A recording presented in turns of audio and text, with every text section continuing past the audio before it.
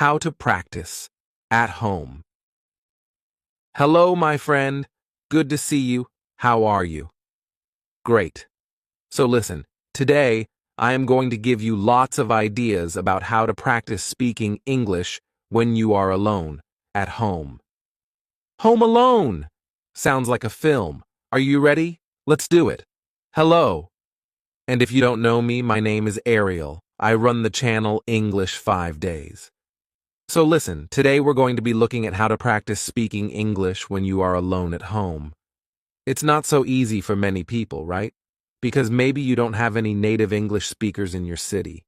Maybe there are no tourists that you can go and harass. Maybe there are no groups where you can go and chat and do English, speak English. And maybe you're not ready to go on Skype and try and find some random English person to chat with, somebody you don't know. I mean, that can be quite hard, especially if you're a little bit shy like me.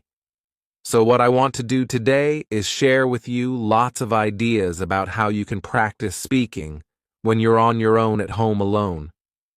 Right. Good. Now, if you do know me, you may be thinking, what's that strange orange block over there? That wasn't there before. True, and this is my meditating mat. Sometimes where I sit and meditate sometimes. I don't sit on the wall. I'm just tidying at the moment, so I couldn't find a place to put it, so right now it's over there. Okay. The truth about speaking is that yes, you can watch videos, you can watch films, you can listen to podcasts, all of that is great. But at some point, you need to start speaking, and you can speak on your own. But also later, you'll need to start interacting and practicing speaking with people. But that's not always easy to do. And so right now today, I'm going to focus on some really practical, simple activities you can do when you're on your own at home to start practicing speaking. So the first technique is called speak into the mirror. And this is really useful, but it's really, really simple, right? It's easy, because you can do this first thing in the morning when you're brushing your teeth. Or, well, you can't speak and brush your teeth, but just before you brush your teeth. And in the evening, before going to bed, when you wash your face. What do you mean? You don't wash your face in the evening? Why not? My mother always told me, make sure you wash your face, clean behind your ears, wash your neck, scrub your neck. Yeah, wash your face before you go to bed. It takes all the dust and pollution off your face, apparently. Anyway, that's a great time that you can do it. And this is good, because the key to learning and preparing for IELTS is habit, right? And if you can attach your learning to an existing habit, brushing your teeth or washing your face, then it makes it much easier. Now, I used to do this when I was learning Chinese, and in the morning, after brushing my teeth, I would just have a few sentences talking about what I'm going to do today in the future, right? Speaking Chinese, right? So today, I'm going to go to the park. I need to go to the supermarket. I'm going to buy some vegetables. I'm meeting Jack at 6 o'clock. I might go to the cinema. All in the future. Brilliant. And then at the end of the day, you can talk about what you did or what you have done, right? Today, I went to the park. I played football. I went shopping in the end. I've done a lot. It has been a good day, right? Past tense, present perfect as well. So you can see it's actually great to practice different tenses. It's a bit like writing your diary at the end of the day, right? Which is also a great way to practice writing, but this is speaking in front of the mirror. It's nice. It's reflective learning in many ways. Okay, moving on. The next one I call collocation fun, right? Collocations are words that are often used together, right? Like we talk about heavy rain. Heavy rain in English, we don't say big rain. Today there's big rain, no. There is heavy rain. So these are collocations. Collocation fun is where we're going to practice speaking. using a very common teaching method from really based on the task-based approach to teaching. And it's based on prepare, practice, present. So we'll be preparing the words, the collocations, practicing sentences, and then presenting a whole talk. Okay. Now, the reason I suggest doing this in front of the mirror is that actually there are great benefits of talking to a mirror, right? First of all, mirrors don't answer back like young children or wives. But apart from that, right, when you're speaking in the mirror, you can look at your mouth and you can see the kind of movements that you're making, which is great, right? It's useful for pronunciation. You can also check your body language. You may be surprised to see that you speak like that without ever moving your arms, or that you suddenly realize that I'm doing this all the time. That's fine, but it's being aware of your body language can be quite good. And also you feel like you're talking to someone, right? Many people I know, and this happened to me, right? I practiced for a long time with a book, and when I went to speak to somebody in the foreign language, it was like a shock seeing this face in front of me. Oh my God. But practicing with the mirror, you've got used to a face in front of you, right? So it does help. So let's look then. Prepare, practice, and present. Preparing. What I suggest you do here is you take a topic, right? A recent topic. We were studying in the live lessons was science, right? And then get some collocations. You can use your course book. If you want, you can get onto the internet. You can go to my channel and watch other contents like how to learn English, my struggle to learn English and others, etc. This one called English 5 Days, and in here, right, you have got free videos lessons. You can go through to the free video lessons, and there is a recent one on how to learn English. So you can just listen, right? Download the video. Yeah, we want to download that. And then find in there all the collocations. Look, you've got the notes here. And here you've got collocations, you've got idioms, you've got loads of stuff. And what I would do is I would take maybe 6 or 7 collocations or idioms like exact science, it's not rocket science, to be on the same wavelength. And that's the preparation, right? That's step 1. Step 2 is in front of the mirror, just make a sentence with it, right? Exact science. Well, parenting, bringing up children is not an exact science. Cooking is not an exact science. Frying an egg, it's not rocket science, it's actually quite easy, right? And then, I'm just practicing sentences here. And then in the end, after practice, present. I take one of the old Part 2 questions around science. Maybe something like, describe an area of science you're interested, and then start to talk about it for maybe a minute, and trying, if possible, to use some of these phrases and sentences, right? So you may say something like this. Describe an area of science you're interested in. Well, okay. I guess an area I'm interested in actually is cooking. And I know it's not an exact science, but I guess it's a branch of science. A branch of food science, maybe. Right? And I am interested in the science behind cooking. I think it's very interesting. I know with cooking, when you heat things up, they change. And when you mix different things, like sugar and vinegar, you get different levels of acidity and chemical reactions happen. So I think it's really interesting, right? I think chefs and scientists are really on the same wavelength because they're trying to experiment, discover new things, whether it's cooking or new dishes, things like that. I know cooking isn't rocket science, but I am interested in how it works. And so yes, although it's not a hard science, I think it's an interesting area of science for me. So you can see what I'm doing really here is not giving a perfect part to answer. I'm just trying to activate and practice some of these expressions that I've been learning. And that's it, really. So that's it. It's great because that preparing the collocations, practicing the sentences, and then presenting a talk is a really tried and tested method. Do it in front of the mirror. It's great. You get everything.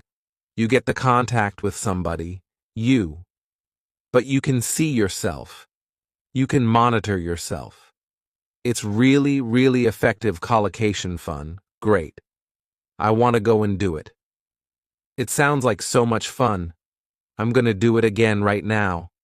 I'll be back in a moment. And next up is practice with short audios. Now, I am a big fan of extensive listening, right? Listening to podcasts and films, that's great. But when it comes to speaking, I think short audios are much better. They are bite-sized chunks. They're easy to use, and your concentration is shorter, for shorter periods of time. You can work with, for example, recorded IELTS sample answers. There are many websites have those. Not written, it must be recorded, right? You want to listen and then speak. There's a tool that I've talked about in the past to many of the students here. It's called LingQ, and I like it because it's full of short audios that you can use to help start speaking. And it's free. I mean, there is a paid version, but you can get lots of stuff for free, which is great here. So let me show you first of all how that might work. So this is LingQ, okay? I'm not going to explain how it works. You can find that out once you kind of sign up for free. But basically, there's a library. You choose your level here. So let's say I'm going to go intermediate, and you can choose down here different audios to listen to.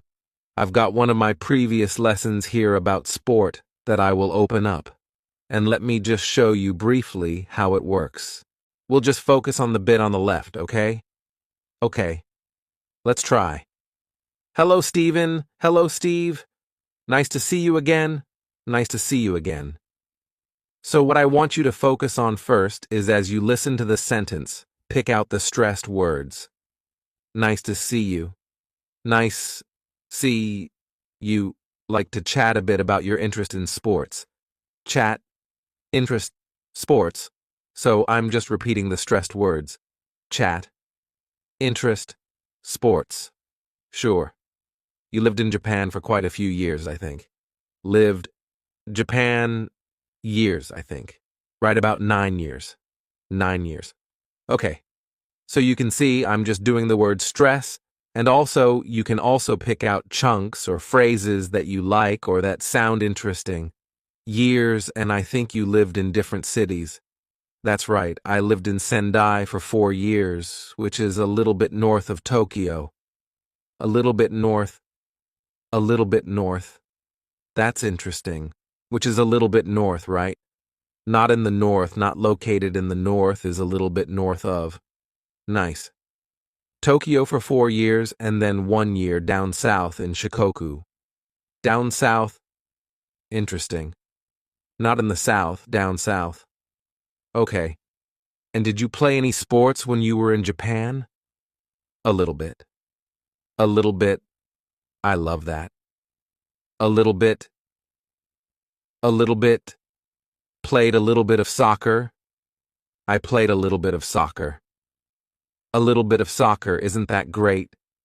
So you can see I'm picking out either the stressed words or little phrases or chunks that I like, and this is really helping us listen and prepare for speaking. Next, what you'll do after you've finished, if you want, you can check the tape script as you listen again. That's fine. But at the end, what I would like you to try and do is try to repeat the audio or the lesson, giving a summary. So repeating it with your words, not reading, not listening. In fact, you can just close that and focus on your own words, right? Oops. And then after you've done that, and you've done a bit of practice, you could then try to retell the lesson or the story and record yourself. If you're not sure, you can use there's mobile apps to record your voice. There's Vocaroo, which is also a very simple online voice recorder. And recording yourself is great because it puts pressure on you. And that, my friend, is good. Also, you can then, once you've listened back, go and compare to the original lesson or story with the tape script and see if it's different. Did you make a mistake? Instead of saying a little bit of football, did you say a little bit football? Or did you use different collocations, right? Instead of individualized sports, did you say personal sports? Something different. That noticing, again, puts pressure on you, which is great. And it also helps you notice. A noticing language is a kind of feedback, which is essential to improve. So that's it.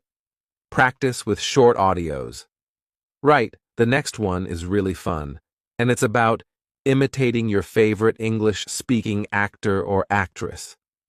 Okay, so here, when you watch a film in English, take some of the actors that you really like and pretend to be them, right? So you're copying their body language, their gestures, their facial expressions, their accent, their voice, their words. You're copying everything. Why does this work? Because it's all about identity. A key part of language learning is your identity as an English speaker. And as students, we often have a mask, or we can create a mask that we hide behind when we speak a foreign language. And this can be very, very helpful to reduce anxiety or stress, especially if you're shy or you don't want to. You're embarrassed of mistakes and of not speaking correctly. When you have this mask to hide behind, it doesn't matter because you're being somebody else, and it's great fun to do this with actors and actresses. Is that actresses? Actresses that you like. Let me show you a very, very simple example. There's a great actor called Rowan Atkinson. You may know him for Mr. Bean, but he plays a myriad of characters, and one of the recent ones is Johnny English, right? Let's have a look at Johnny English. I'm not sure. Let me clear up the uncertainty for you. You haven't. Let me clear up the uncertainty for you. You haven't. Right. So it's that taking the character, try and do the voice and the whole body, and you become that character. And you can do that when you're practicing speaking on your own, right? You probably don't want to do it when you're out and about at the shops or speaking to foreign people. Hello.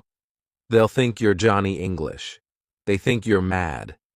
But when you're having fun at home, it can be a great way to practice. So that's it. Imitate your favorite English-speaking actor. The next one is to send audio messages, right? Now, if you're using Facebook, WhatsApp, other social medias that have a chat facility, often we send text messages. You probably send them in your own language, but you could think about sending them in English, right? And go a step further. Send an audio message rather than a written message, because that will be practicing your English. Okay. You can do this if you have some friends who maybe speak English or family members. You can have a bit of fun with them practicing sending messages to each other in English or any other language, right? I mean, we do this sometimes. It can be quite fun to do. And the great thing about sending audio messages is it's not like a live phone conversation where the pressure is there. You have time to prepare to think about what you're going to say to record it, and if you don't like it, delete it. Record it again. But it doesn't have to be perfect, right? It's just about practice. Not perfection, practice. So sending audio messages is a great way to do it. Next up, imitate the English foreigner. Now, I'm sure most people can imagine or know how English people speak your language, right? If you've got tourists or you've met people from other countries who speak your language, how do the English people speak your language, right? Take that sound, that accent, and start to use it. So, for example, let's imagine I'm Spanish, right? And I'm thinking, so how do English people speak Spanish, right? They don't speak perfectly. They speak with an English accent, right? So the Spanish person would try and speak Spanish with the English accent, right? And then switch to English, but keep that accent. Hello, How are you? I'm fine, thank you. Can you hear that? That the same pronunciation and accent is easy to switch and suddenly my English sounds English. It sounds great. Right, that's it. I'm doing an example with Spanish, but you could do it with any other language, right? Think how English people speak your language. Speak your language with that accent, and then switch to English, keeping that British accent, or English accent, or American accent. It really can be quite useful and fun to boot. Great. Now the next idea is shadowing. Of course, a shadow, right? If the sun is shining down on the floor behind you, you have a shape the same as you, right? Dark. That's your shadow. The sun leaves a shadow. You leave a shadow. And to shadow someone is to follow somebody. So if I shadow you, it means I'm following you.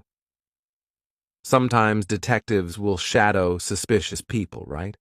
Now, in language, when we shadow somebody, it can be just to repeat them, but you're very close behind them, right? Remember, wherever you go, your shadow follows very closely. So here, the thing to do is to find a short audio and to listen for maybe a minute and to repeat almost on top of the voice, but maybe a fraction of a second behind them. So you're just behind them, but you are really following them very, very closely. Do not wait for the sentence to finish and then repeat. This is different. This is being really close behind them, and it forces you to pick up on word stress and intonation, and if you focus on those two things, it really can help build up that speaking skill, word stress and intonation. Let me kind of demonstrate. So we've taken from Q-lips or Q-lips a little audio. First of all, I recommend you listen to the minute completely so you've got an idea of what it's about. And I've already done that because I'm well prepared. And then second time, you listen and shadow. Let me show you how close we are behind it. I'm going to use my phone so you can hear properly. So Jeremy, let's get into it. Talk about how to talk about pots, how to talk about movies and music and the kind of artwork that enriches our lives. This topic was suggested to us by one of our listeners, and she sends us email, which I will read for everybody. Now it says, okay. I think you get the idea, right? So it's different from wait, listen, and repeat. It's shadowing, following closely. At first it's very hard, but the more you do it, the more you'll be noticing word stress, intonation, even accent. I noticed I was picking up a Canadian accent. About, it's all about. Right, that is shadowing. Let's move on. So we've had shadowing, right? Now we're going to look at responding. What is responding? Well, put very, very simply, responding is you hear a question, you get an idea, you give an answer. You respond. The biggest problem students have is that they practice. They take a question, they know the question, they've prepared it, and they practice giving answers, right? What happens in the exam? Well, surprise. Surprise, in part 3, you get strange questions you weren't ready for. What do you think of globalization? Um, um, and what do you do? Well, first of all, have something to say about globalization, right? Make sure you've done a bit of research on the topics. Get some ideas. If you don't know, you can always say, oh, I haven't thought about that, let me see, right?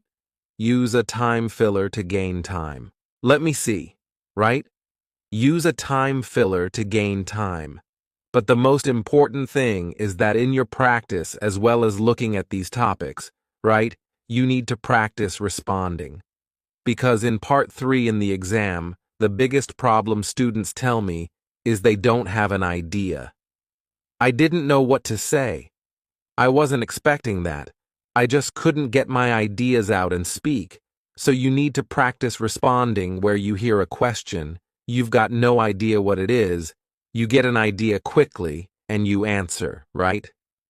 It's a bit of pressure, but as I mentioned before, a bit of pressure is good in your practice.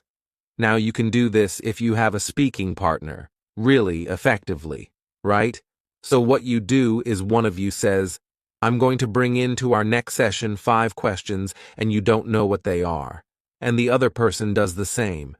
You come into your session and you ask each other these surprise questions, and it's a shock at first, but it's like anything. It's like going down the gym. You just practice this and you build up the skill. If you haven't got a speaking partner, you can do a bit of practice on my YouTube channel, right? If you know my YouTube channel, right? English spoken stories, hidden away in the playlists, go on the playlists. There's lots here that you've probably never seen, and at the very bottom, you'll see 2 episodes which very useful for you, right? And then the next question. Let me just play it for you, and you'll see. Let's press shuffle, and it plays automatically. Do you like your hometown? Oh, that's a good question. Do I like my hometown? Yeah. I think my hometown, Manchester, which is up in the north of England, is a very attractive place. There's lots of restaurants and shops. It does attract quite a few tourists as well, and they often come in to see the industrial landscape or the football pitches. We have a famous football team called Manchester United. And Manchester, do tourists like to visit your hometown? Yeah, there are quite a lot of tourists who come to visit my hometown. So you see what's happening, right? It's just automatically asking me the next question, and I practice responding. Because I don't know what the questions are because it's shuffle, random. So you can practice that. You can also make your own, right? Set up your own YouTube channel. Don't worry about people finding it, they rarely do, and you just put some questions up with a gap for the answer, and then shuffle and Bob's your uncle. Fantastic. That's it. The next suggestion is, describe what you are doing. And I know a lot of teachers suggest this as a way of thinking in English, right? So when you're out and about, when you're out and about maybe in the park, and you're seeing different things, you describe what you see. Now I suggest you start with words, right? So there you are out and about in the park, and you see, bicycle, person, path, trees, bag, woman, phone, and you're using words, right? And then, right, as you're walking around the park, you make collocations, little chunks of language, right? Riding a bike, a long path, a cluster of trees, the woman glued to her phone, picnic, having a picnic maybe, right? And then you go on to make sentences, okay? This is a bit like that we mentioned earlier, the prepare, practice, present. So you're going from words to collocation to sentences, right? Oh, there's a man strolling in the park. There's a woman riding a bike, and also there are lots of trees. There's a woman glued to her phone, and she looks like she's about to have a picnic. And you go on and on and on, right? Great, you can do it in any context. You can do it at home or when you're out, at the shops, wherever. Now you may think and you may say, yeah, but Ariel, you can't go round the streets talking to yourself. People think you're mad. Well, yes and no, right? Nowadays, put these on, right? Nowadays, people walk around and they're on the phone and like, hello. Yeah, John. Yeah. I'm in the park, actually. Yeah, it's lovely. There's a man strolling over there. There's a woman riding a bicycle. Yeah, I'm good. How are you? Right? That's perfectly normal to be talking to yourself in the streets, right? And if you're not comfortable with that, you can pretend that you're Johnny English, right? Pretend you're a spy. Hello? Yes? There's a man walking along a path, There's a woman riding a bicycle, and I think there's a woman glued to her phone, and she's about to have a picnic. Call in the police, get Johnny English, pretend to be a spy. I don't know. It's very, very normal, but the key speak out and go from words to collocation to sentences. Great practice. You can do it at home as well. I mean, I'm talking about getting some fresh air. Nowadays, that's not so easy, right?